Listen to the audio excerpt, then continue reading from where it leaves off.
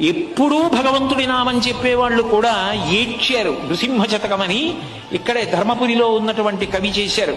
నాకు ఎంత ఇష్టం, నేను ఆ శతకం గురించి అనేక ప్రసంగాలలో చెప్పి ఉత్తర తెలంగాణ యాత్రకు వచ్చినప్పుడు ప్రత్యేకంగా ధర్మపురి క్షేత్రానికి వెళ్ళి అక్కడ నరసింహస్వామిని దర్శనం చేశారు. ఎంత గొప్ప పద్యాలు రాశాడో మహానుభావుడు.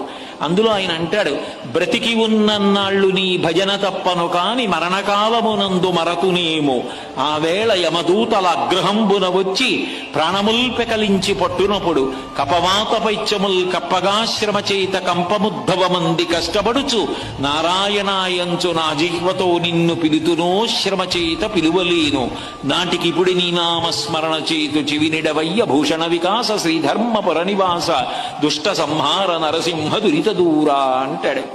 బ్రతికున్న నాళ్ళు నీ నామం విడిచిపెట్టకుండా చెప్తాను కానీ ప్రాణం పోయే సమయంలో యమదూతలు వచ్చి భయంకరాకారాలతో నిలబడి నాలో కపవాత పైత్యములను పెంచి పగ్గములు వేసి ప్రాణాలు లాగుతుంటే వాళ్ళని చూసిన భయంలో నీ నామం చెప్పగలనో చెప్పలేను. ఇదిగో ఆ సిద్దిపేట వెళ్ళినప్పుడు ఒకరోజు భాద్రపద మాసంలో కృష్ణపక్షంలో తదియ దాటి చవితి వచ్చినటువంటి ప్రదోష కాలంలో కూర్చుని నరసింహస్వామి శతకంలోంచి ఈ పద్యాన్ని నేను చెప్పుకున్నానన్న విషయాన్ని గుర్తుపెట్టుకోవయా స్వామి, నీ నామం చెప్పానని